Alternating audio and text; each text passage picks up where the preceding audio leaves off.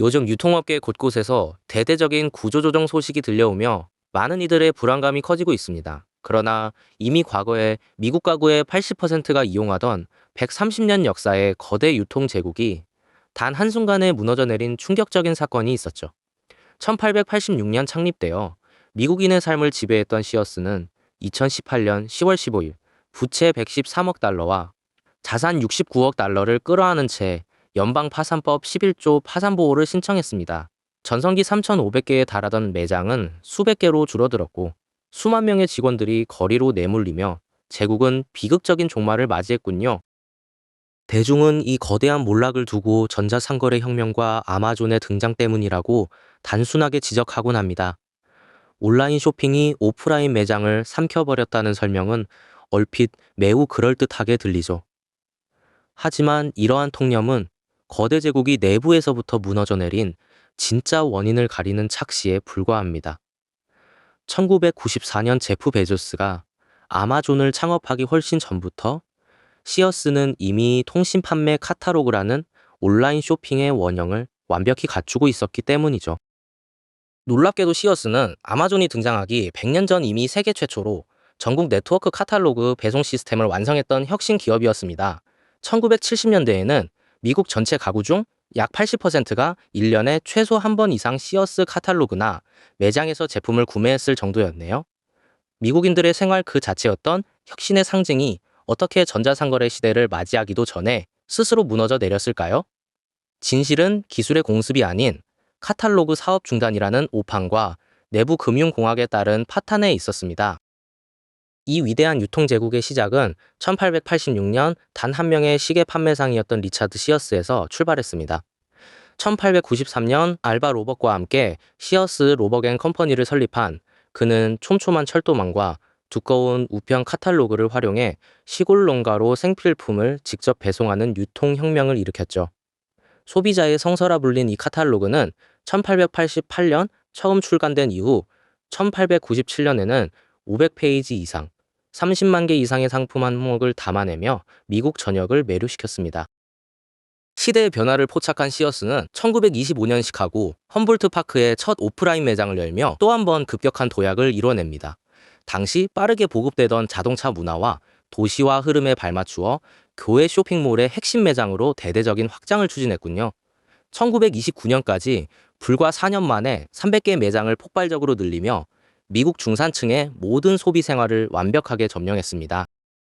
시어스의 영향력은 단순히 물건을 파는 거점에 머물지 않고 미국인의 삶 전체를 깊숙이 파고들었습니다. 1927년 수리용 공구 브랜드 크래프츠맨과 가전 브랜드 캔모어, 1935년 자동차 배터리 다이아드를 연달아 성공시키며 독자적인 브랜드를 구축했죠. 나아가 1931년 올스테이트 보험사를 설립하고 1985년 디스커버 신용카드까지 출시하며 태어나서 죽을 때까지 필요한 모든 것을 제공하는 생태계를 완성했습니다. 제국의 영광이 정점에 달했던 1973년, 시어스는 시카고의 높이 442.1m에 이르는 110층짜리 마천루 시어스 타워를 준공했습니다. 이 건물은 무려 25년간 세계 최고층 빌딩의 자리를 유지하며 유통제국의 압도적인 위용을 자랑했군요. 1970년대 미국 전체 가구의 약 80%가 매년 시어스를 이용하던 이 시절, 그 누구도 이 거대한 제국이 쓰러질 것이라고는 감히 상상조차 하지 못했습니다. 하지만 영원할 것 같던 왕좌에도 서서히 어두운 그림자가 드리우기 시작했습니다. 1991년 효율적인 공급망 관리와 강력한 가격 경쟁력을 무기로 내세운 월마트에 미국 1위 유통기업 자리를 내주게 되었죠. 월마트와 타겟이 교외 지역을 중심으로 가성비 높은 상품들을 쏟아내는 동안 시어스는 유통 원가 절감과 공급망 효율화 싸움에서 주도권을 잃고 밀려났습니다. 위기 속에서 시어스는 경영 역사상 최악의 오판을 내리고 맙니다. 1980년대 프로디지 서비스 등에 투자하며 조기에 전자상거래의 가능성을 접했음에도 그 잠재력을 너무나 과소평가했던 것이죠. 결국 1993년 104년 동안 이어져 온 메일오더 카탈로그 사업부를 공식 중단하는 결정을 내렸네요. 놀랍게도 그로부터 불과 1년 뒤 제프 베조스가 아마존을 창업하며 온라인 쇼핑의 시대가 열리고야 말았습니다. 시어스타와 안을 채운 수천 명의 본사 임직원들은 어느새 비대해진 조직 속에서 관료주의의 늪에 빠져들고 있었습니다. 변화하는 시장에 맞춰 오프라인 매장의 체질을 개선하거나 전산망을 전면 개편하려는 신속한 혁신은 뒷전으로 밀려났죠. 본사는 눈앞의 기존 금융사업 재편과 실적 관리에만 몰두했고, 정작 고객과 접하는 현장 매장은 차갑게 방치되며 유통기업으로서의 근본적인 경쟁력을 잃어갔습니다. 쇠퇴에 가던 거인을 구원하겠다며 나타난 인물은 유통 전문가가 아닌 금융 거물이었습니다. 2004년부터 2005년 사이 헤지펀드 ESL 이니셔티브의 에디 램퍼트 회장은 K마트와 시어스를 110억 달러에 합병하며 시어스 홀딩스를 출범시켰죠. 그러나 이 거대한 통합은 유통 본업의 경쟁력을 살리기 위한 행보가 아니라 철저히 자산 가치에 치중한 금융적 접근의 시작이었습니다. 새로운 경영진은 낡은 매장을 리노베이션하고 고객 경험을 높이거나 정보기술 시스템을 구축하는 일에 소홀했습니다.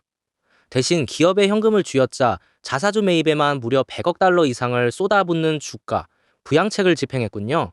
2011년부터 2018년까지 시어스의 매출 대비 매장 재투자 비율은 1% 미만으로 떨어졌으며, 이는 4%에서 5% 수준을 유지하던 경쟁사 월마트나 타겟과 비교할 때 극심한 방치였습니다.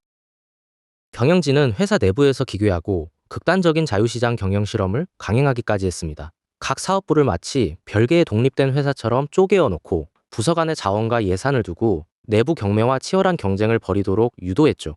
이러한 불필요한 내부는 조직 전체의 소통을 완전히 마비시켰고, 서로 협력해야 할 부서들이 남처럼 대립하며 기업의 시너지를 스스로 파괴해버렸습니다.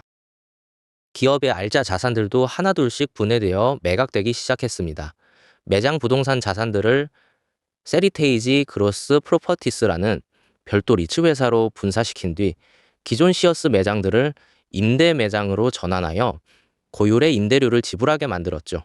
심지어 2017년에는 수십 년간 고객들의 신뢰를 받아온 알짜 공구 브랜드 크래프츠맨마저 스탠리 블랙 앤데커에 9억 달러를 받고 팔아넘기며 간신히 연명했습니다.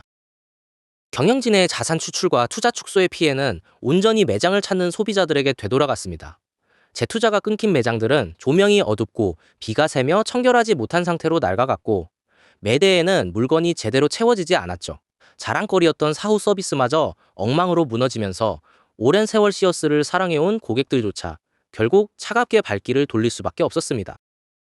무분별한 금융공학과 자산 추출 경영의 끝에서 수많은 노동자와 지역사회의 삶의 터전이 공중 분해되고 말았습니다. 미국 중산층의 자부심이자 안정적인 일터였던 매장들이 연달아 문을 닫으면서 현장의 직원들은 수십 년간 땀 흘려 일하고도 퇴직금과 연금마저 위협받는 비참한 처지에 몰렸군요. 평생을 바친 노동자들의 삶이 기업의 자산 해체 과정 속에서 아무런 대책 없이 내팽개쳐진 셈입니다. 누적된 적자와 영업 악화 속에서 2018년 10월 15일 만기가 도래한 1억 3,400만 달러의 채무를 리파이낸싱하는 데 최종 실패했습니다. 결국 시어스는 뉴욕 남부지방법원에 연방파산법 11조 파산보호를 신청하기에 이르렀죠. 신청서에 기재된 총 부채는 무려 113억 달러, 한화로 약 12조 8천억 원에 달했으나 보유 자산은 69억 달러에 불과하여 130년 제국의 파탄을 공식 선언했습니다. 한때 전국 3,500여 개에 달했던 매장과 35만 명에 이르는 직원을 거느렸던 거대 유통망은 파산 시점 700개 매장과 6만 8천 명의 직원으로 오그라든 후 연쇄적으로 문을 닫았습니다. 2019년 램퍼트의 ESL 펀드가 트랜스폰코를 통해 남아있는 자산을 52억 달러에 재인수하며 소생을 시도했으나 이미 동력을 잃은 매장들은 상권에서 사실상 완전히 소멸하고 말았네요. 1886년부터 2018년에 이르는 130년의 역사, 그리고 1970년대 미국 전체 가구의 80%가 쇼핑하던 압도적 점유율은 참담한 숫자로 막을 내렸습니다. 높이 442.1m의 110층 시어스 타워가 상징하던 거대한 빛은 매장 재투자 대신 쏟아부은 100억 달러의 자사주 매입과 113억 달러의 참혹한 부채라는 그림자로 바뀌었죠. 혁신으로 일군 위대한 자산을 내부의 판단 미스와 금융적 탐욕으로 탕진한 쓸쓸한 결과였습니다. 결국 시어스의 몰락은 아마존이라는 외부 경쟁자의 공습 때문이 아니라 스스로 초래한 자업자득이었습니다. 1993년 통신 판매 카탈로그를 폐지했던 치명적인 오판과 유통의 본질인 고객 경험을 외면한 채 금융공학으로 내부 자산을 추출해낸 실책이 거인을 무너뜨렸죠. 외부의 파도보다 무서운 것은 기업이 자신의 본질을 잊고 변화에 눈감은 채 내부에서부터 부식되어가는 과정이었음을 일깨워줍니다.